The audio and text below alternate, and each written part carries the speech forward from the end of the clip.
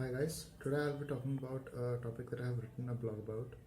So the topic is hate makes us blind. So I was talking to a friend with whom I last talked a few months back. He works in the IT industry, and because of the ongoing COVID crisis, has been working from home and rarely goes out. And he's one of the few childhood friends that I have whom I have been in contact with during even these COVID times. Uh, he generally has a very different perspective to life. His life has not been very smooth riding. He has his own ups and downs, and he has own quick quirks and features. The quirks, I would give some examples. He would have his own quirkiest places to eat out.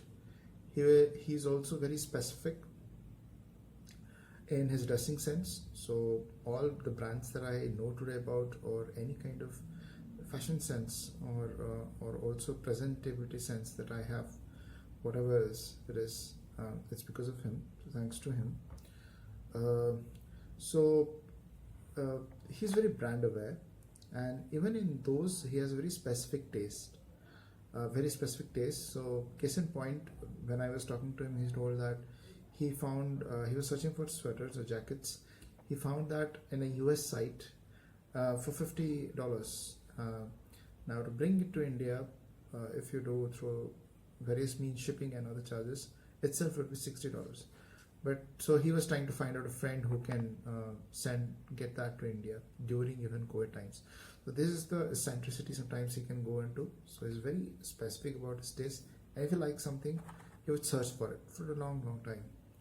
So like me, he had to also be has to remain at home, and from time to time he had just limited exposure with his friends. He goes out, but most of the time he watches TV or online social media.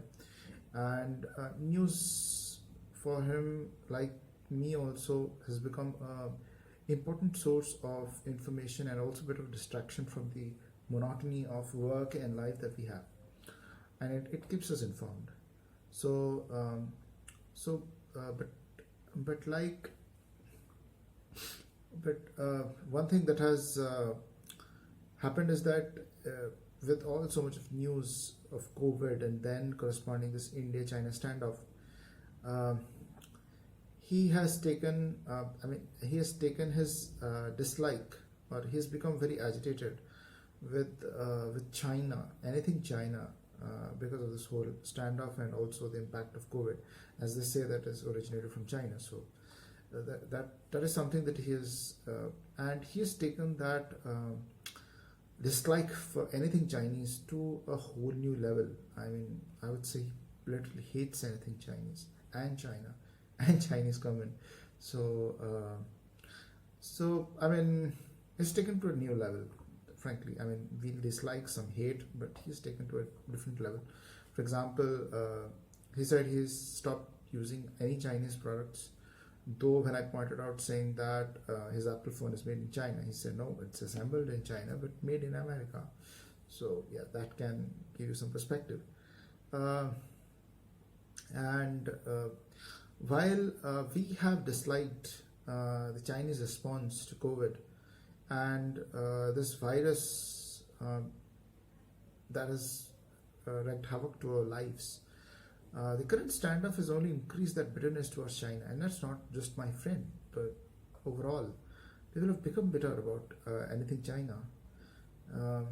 They don't have previously also there was no fondness, but there was a bit of going around with the fact that Chinese goods are better now. They are coming with good quality. They're not that bad, and people were at least from the consumerism point of view, people were liking Chinese goods, especially phones.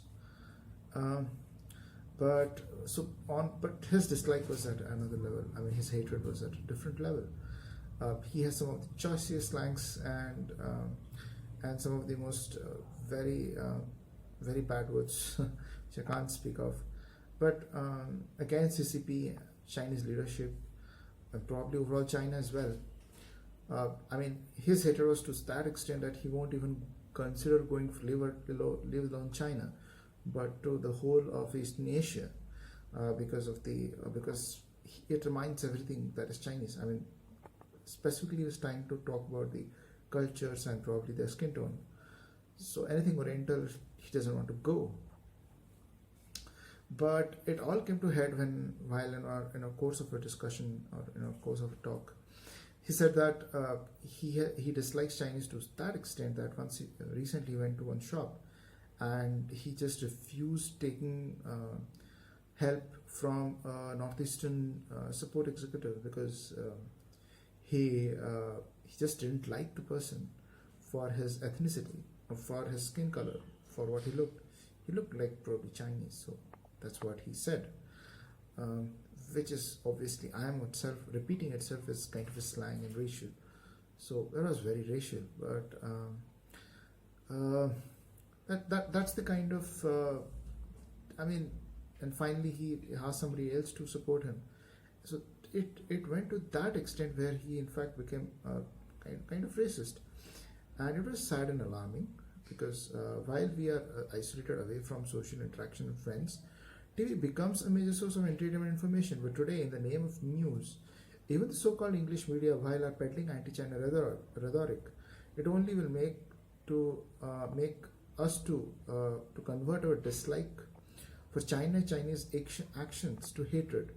Now, government can one find that they can switch on this hatred and then switch off, but the bitterness within us would remain for long, and the damage would be even more. And I'm worried that while governments can recuperate from it, others who are powerful can recuperate. Us general citizens will do more harm, and also in turn will not only hurt us but others, and in a way we will damage the very I would say precarious balance that is right now there in these tough times. So my friends, reaction and hatred is not an isolated incident. This is a rampant phenomenon, not only today, since not just recent few years, but I would say for a long time. I mean, and it's rampant. It is only at least for the people of color, it has only become worse. At the start of the COVID, there are many cases of racial abuse against people from Northeast and people of Oriental color. Not only illiterate but even educated people were indulged in such racial attacks. While disliking China or not wanting to use anything Chinese is, I would say, fine, because that's your personal choice. I can't comment on that. But being blinded by racial hatred and abusing innocent people, that of your own nationality, is criminal. And that is where we as civilized people should draw the line. Even I dislike some political ideology or some kind of people or some kind of things, but even if I dislike the Chinese actions and the impact of COVID that Chinese have done in our lives, but there is a limit to which we should take our dislike. I mean, if we start breeding hate and mistreat fellow countrymen just because of their color, orientation, class, caste, religion, or creed, where will this sensitive fabric of our country would go? I mean, it's already wreaking havoc. I mean, today the country is divided in the middle, but now even for the skin color we start attacking or mistreating people. I think our hatred will only isolate us and make communities enemies against each other, and would only breed mistrust and conflict. This instance also brings to the larger question of our hatred being used to racially abuse someone. In a civilized society, we should not allow this to happen. As educated people, should we allow ourselves to be driven by hatred? So all of these thoughts that are going on while laughing away my friend's reaction, but if I keep myself in the receiving end of this hatred and racial abuse, then I would also have been humiliated After hearing so much of, I mean, even if somebody had treated me like that, with that kind of racial treatment, I would also have felt humiliated. And after hearing so many cases of racial abuse and violence, at least people should realize how their hatred is consuming them from within.